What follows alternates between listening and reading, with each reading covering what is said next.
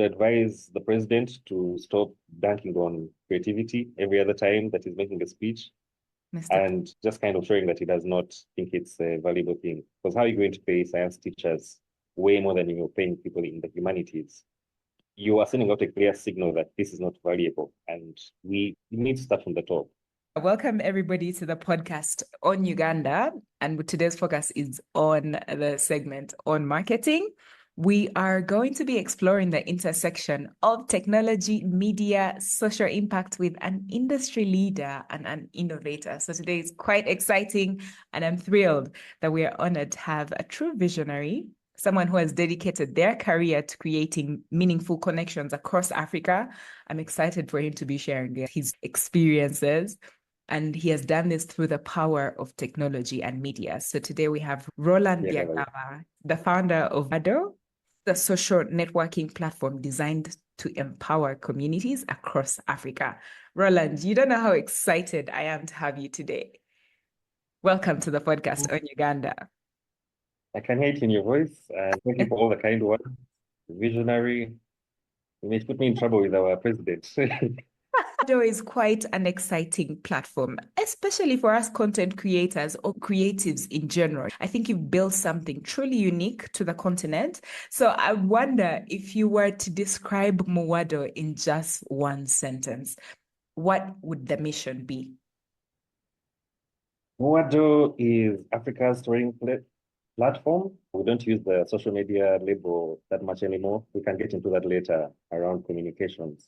Africa's storytelling platform with a mission to sustainably monetize African stories. I love that. As you know, Roland is also a podcaster. And every time we meet as podcasters on our special days, Africa Podcast Day, International Podcast Days, the newbies and the already existing podcasters are wondering, how do they monetize their content? This conversation is going to be very interesting for any listener, right? Because monetization is at the heart of every creator. How do they make money out of the content they're producing right now? Just like you rightly mentioned, Muwado is about telling stories, connecting communities, and giving them a platform to share their stories. What inspired to create Muwado, and how has this platform evolved since its inception? All right, that's an 11-year story. We're here for it. I will hit the highlights so that we don't spend the rest of the podcast on that. But essentially, it started as my blog. I had just started writing, but I wanted a place where I could have all my writing centralized. So that's how it started. So that was in 2013. After writing by myself for a bit, I decided to bring in some other friends who were also writing and make it like a lifestyle blog for Africans. So we would just write about our experiences, not so much on the journalism side of things, but just everyday stuff, things we're experiencing, and try to create relatable content for Africans. At that time, I had a little money on me, so I was paying these guys while I tried to figure out how to bring the money in. But digital platforms were very new at the time, and they hadn't yet gained the trust of advertisers because that's how you typically monetize. And so the money didn't come in as quickly as I thought it would, and I was exhausting my savings paying these guys. So I decided to shut down that aspect of it and open it up. So instead of shutting down the platform entirely, as you know what, why not just open it? Anyone who wants can join and start sharing their stories. Yeah. May not be paying them, but just create community, let's tell the stories and improve ourselves as storytellers. That was the thinking behind that. So that's when the social media aspect of the platform came in. Because now it was open, anyone could create an account and start posting their content. That's how it has mainly operated for, I think, the biggest chunk of time. I would seek out content creators, storytellers on other social media platforms and tell them, you know what, I think you're excellent. You may not be professionally trained, but you have some talent here. Would you like to come and join us in this community and be part of telling the African story? So for this time, that was it. We're just a bunch of guys who think to say, and we had a community. And you'd be surprised how many people are willing to share their skill, their expertise just for nothing. I'm always honored to have people on the podcast share their experience for free. Otherwise, some people would expect 100,000, but people are happy to share their knowledge. So that's something brilliant you have done right there. Bring people together, in a movement to change a narrative. And you're saying you didn't have to be a journalist, but you had to have the skill of writing, right? I think that's quite brilliant. And you have an extensive background in media as well. You talked about marketing there. How do you bring these fields when they come together with the work of Muwado? How do they shape the platform's success then? I have been here and there. That's true. My professional training, my educational background is IT. I still practice IT. I have an IT company, and Muwado is a project under the IT company. So for sure, it helped in the setting up of the platform and all the expansions that have been happening because I was able to do the work by myself. And I know that's a barrier for most people because the IT costs involved in setting up a platform like this and maintaining it can Yeah. really climb. Yeah. So the fact that I was able to do that internally, I don't have to pay someone outside, helped in ensuring that the platform kept on running. Whereas most of the others that started around the same time I did kept on closing because of the costs. Yeah. That definitely helped in making sure the platform kept on going. The marketing, again, I could do this internally. I didn't have to pay someone to come up with marketing campaigns, but to just do stuff internally by myself. So I have been at my former workplace, the Media Challenge Initiative, where I was running the hub. There's a philosophy of the one-man media person. And I think I've been embodying that for a very long time. But that's also just me trying to try out all the different things I was interested in Yes. and then bring them back to Muwado where I could apply and grow the platform in that way. Leveraging Mm. the resources you've had, finding out people who can write, finding out people who can help you, say, edit, or if that's what I hear you say. That is true. But I guess also, there's a personal thing, but I've had jobs where I've done these things professionally. I have done marketing as a job. I have done IT as a job. But I've also worked with writers. I spent a lot of time at Writivism, which is a project under the Center for African Cultural Excellence. We used to have festivals. We used to have mentoring of writers and publishing an anthology of African writers, short stories. So I've had vast experience in all the areas that are relevant to the work I'm doing in Muwado now. And, I've always brought it back, see how to apply it and keep on growing the platform. If we're speaking of writing at the moment, are there any trends that have evolved? Is there a different way writers are writing on Muwado per se? Fair aware. I think because the Muwado writers are raw, let me just put it like that. Mm. Like I said, it was just come on, come on. And I think I would say from like the work I was doing with writivism and other storytelling endeavors I've been part of, the bloggers community, we have seen more of a change. I think the word to use here is decolonization. So Mm. before we used to tell the stories, the poverty stories of, oh yeah, we have so many hurdles that we have to suffer as Africans, writing basically for a Western audience. But I think the beauty of social media, I think social media was the key differentiator here, was that now we had all these people that didn't care about the white audience, just telling the everyday stories and writing about the everyday experiences, writing their broken English and just putting their content out there. Because a lot of the people in Muwado, I used to get them from social media. So I feel like social media was a game changer. And now the stories that we're getting more from people in Muwado and even just people who are writing on other places are just, this is my day and this is how it has gone. And the audience is very much us. We're writing for ourselves. So Yeah. I think that's one of the biggest changes that I am happy to have witnessed the evolution of in terms of our content. I think that's so important, especially in this movement, right? People are trying to change narratives, like you rightly said, us bringing about stories that are not just about poverty.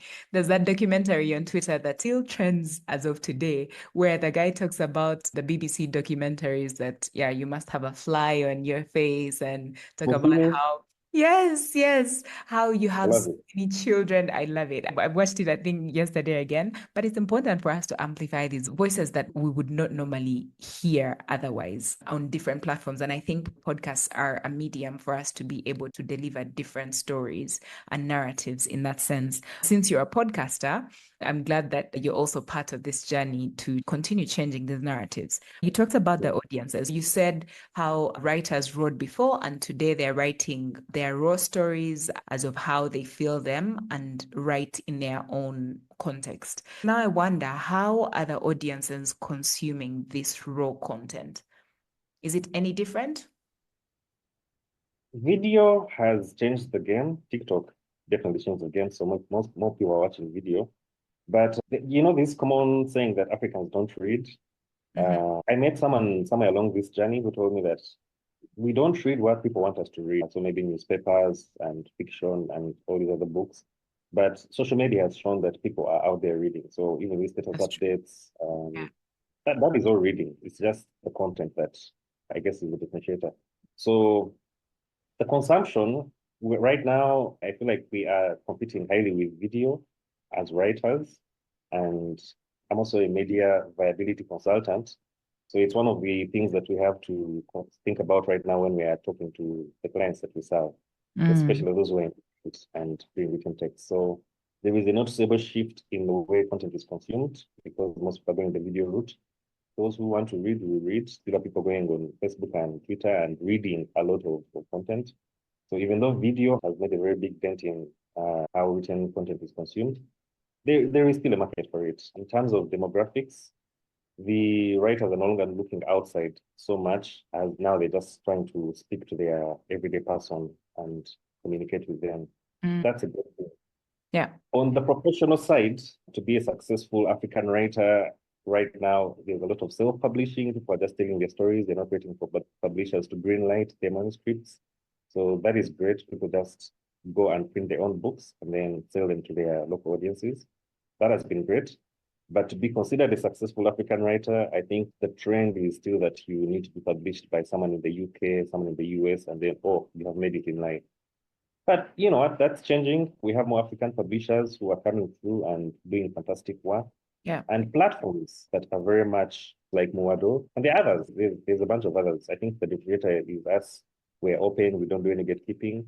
But there are more platforms that are popping up, just catering to African writers, speaking to Africans. Yeah. So we are more inward looking. And I think that's a great thing because then we don't have to think about the Western gaze in our storytelling. Yeah. And for a founder, for someone who is listening in right now that would want to establish a platform like Muwado, you talked about the challenge or the bottleneck of sustaining a platform like that. And I've had an experience myself, and it would be nice to hear from your experience with partnering with UNDP. What would be your takeout from that collaboration? What should that young listener listening in right now take out from such a collaboration? Because there's always interesting thoughts to such collaborations. So the UNDP partnership happened when I decided to now think of Muwado as a business again. Because like I said, there was a big period of time where I was just like, let's have the stories, let the stories move. But then in 2019, a friend came and told me, you know what, why don't you try this as a monetization path? If ban advertising was refused, why don't you try and build an ad system that is kind of like YouTube's, where you can now charge advertisers per click and per view, because that's where the money is going. If you look at where people are spending, advertisers are spending their money from, it's mainly going to YouTube, Facebook, and all these other platforms because they get better return on investment. They can track how their money is going. So that idea then sparked the current phase of Muwado, where now went into trying to monetize all these stories that we have managed to accumulate and future stories that will come on the platform. So that's where now I created a company around it, put in place the necessary structures for formalization and started writing proposals to attract funding. And that's how we got to UNDP. So UNDP came on board because they were looking for creative enterprises that could make money, that were answering the question of monetization. So, we were a cohort of 50 in that round, and what was chosen because of how we were thinking about monetization. What I would tell someone who is trying to build a platform like that is to formalize. You need to build a business around it because that's the only way you're going to attract either capital or grants, or even if it is whatever your monetization strategy is, which you also need to be clear about, you need to formalize and create a business around this and treat it as a business, not just some creative hobby. You need to create a team because you can't do it all. I was doing it all for a very long time, but at the point where you're trying to be serious about this and build it to something that can sustain you, then you need to have a team that can take on some of the tasks so that you can concentrate on business development, attracting more money in. Yeah. So that's my biggest piece of advice. Formalize, make it a business. Think about it as a business. And And it's then amazing everything how will many come. opportunities there are. I recently just found out, like you said, also the UNDP was reaching out or was seeking out creators in that sense. I recently found out about an opportunity with Grow. So most people are afraid of loans, to be honest. I'm personally afraid of loans. And some Me people too. say that's why you'll never be rich.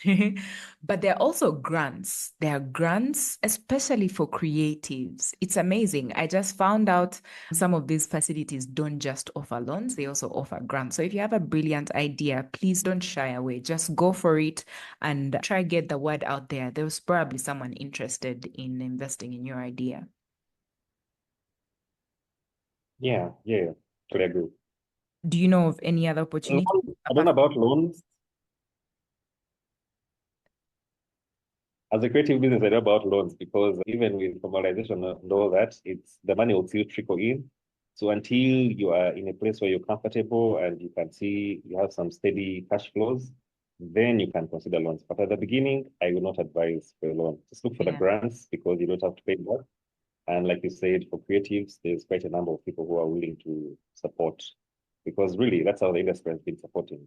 Okay. So now with that, with finding a solution to that challenge, are there any challenges you faced along the way that we should make note of? Yes. I think my current challenge, because we did the work, the indie grant came and we did the work, we put up the features, you can advertise on the platform and all that, but also we have like gifting.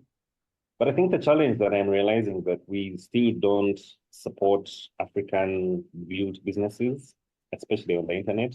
I know people go to their local supermarkets and buy from there, but on the internet, there's not a lot of trust for African platforms. So I know I've been trying to move around. So currently I am moving around the South African countries Yes, you're to, on tour, the SADC tour. yeah, the product tour. I'm doing market research. I'm trying to really get in there because if we're saying we're an African storytelling platform, then we need to be able to be aware of the different dynamics in different markets. First of all, where do you get the courage? You say, okay, I'm going on a tour in the SADC region. Tell us some balls. It's some stupidity, but also just passion for traveling. So people hear about the way I'm traveling and like, why would you do this? I'm just like, you know what? I like to travel and I found a way to mix my traveling passions with my business interests. Mhm. So nothing too bad. Yeah. But yeah, and I have some experience in the traveling thing. I have done Uganda to Egypt. So I had Okay. already done that half of the Yeah. journey, Yeah. if it's about Cross Africa. Yeah. So there is a bit of experience and I know how to get around. But also, I needed to do this for the work if I wanted to grow the platform beyond Uganda and beyond East Africa. Mm. So the research is important. And I think what I've realized on this journey is that all our problems are similar. What creatives face in Uganda is what creatives face in Namibia, in all these other countries. And back to the trust in African platforms, that's we still need to build it. So most advertisers will still put their money in Facebook, put their money in YouTube, as opposed to African platforms. So that needs to change. We need to see more incentive towards supporting, just putting the money in African platforms. The other part of the monetization is the gifting and subscription. So you can subscribe to your favorite retailers and support them to keep on telling stories. But that culture is not there. So, after building the features and going around telling guys, oh, you can support your people, the money has been trickling in very slowly. So Mm. the culture of giving creatives and appreciating them for their stories needs to be built. And yeah, that's now some of the work that we are trying to take on Right. to create sustainable monetization. Right. So that's my current big challenge. But the rest, I think over time, we have managed to maneuver them. Wonderful. And for that creator who we initially said is listening in because they want to monetize their content, let's start with podcasters or even writers. Where do you start? So my advice, I think, is three key points. Mm-hmm. One is same as a business, even if you're not building a business or trying to build a platform like me, but you just want to tell the stories, is to professionalize yourself, get branding, get a red card, get all the necessary documentation so that if someone is trying to give you business, you have everything ready. You have your receipts, you have your invoices. Think of yourself and your creativity as a business. So you have to professionalize. Then the other thing is consistency. If you are a writer, if you're a podcaster, plan for like a year so that when you start, you are going to go like for a year without having a break. That's how you build the audience, and that's how you get them to keep on growing the audience and they stick with you wherever you go. And then the third one is you need patience. Ah, my God, you need patience because this is a marathon. There's a lot of us who have been doing the work in trying to professionalize it and get people to pay more attention to us. And we are still doing the work. So you need patience and you need to know that this may not pay off immediately, but I need to stick it out until I am my professionalization has paid off and now I'm getting consistent business. And I have built the audience to the point where the people who have the money are paying attention to me. So patience is key because you're going to be this way for a minute. I can imagine there's policymakers listening in or just change makers and probably putting themselves in the shoes of those who can make a difference. Now, if I channel that to you, if you had the power to make a decision for this industry, what would it be? Before I answer that, let me just say one more thing about the creative who wants to start. Start, just like actually start. Because I know a lot of people who get stuck in their heads and they're like, oh my God, I need equipment. I'm using my phone to record the podcast that I'm doing on the road, and then the editor cleans it out. And it's So quite that's clear. People put a lot of barriers in their head for starting, and just start. Then you will figure things out along the way. You will iron out all the kinks. Policy. If I were on the policy side of things, one, I would advise the president to stop banking on creativity every other time that he's making a speech and just kind of showing that he does not think it's a valuable thing. Because how are you going to pay science teachers way more than you're paying people in the humanities? You are sending out a clear signal that this is not valuable and you need to start from the top. Culture, storytelling, all these things are very critical for the backbone of the economy and just for the identity of our people and our cultures. So that's where I'll start from. Have the communication from the top be more positive towards the humanities and the arts and the creatives. And then just have more policies that favor creativity. So books coming into the country, books leaving the country, remove the taxes. I know they say they're not there, but I've had experience where I've had our books held at the airport because now they had created some taxes on them that we did not know. We thought were not there. So things let that be very clear that if it is artistic material, don't tax it. Make it easy for the people to create. And then just like on the internet side of things, because that's where we're operating, have a thing where I tell advertisers that they must advertise with local platforms.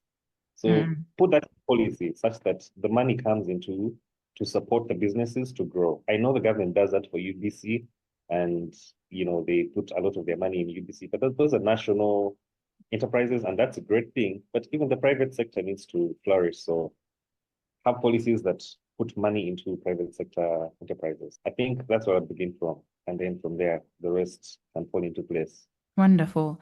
And the second last question I think I have to ask you once you've said this. So where are the opportunities? If there's an investor who is interested in the arts or IT marketing, where do you see the opportunity? The opportunities. Platforms, I think, are the way to go.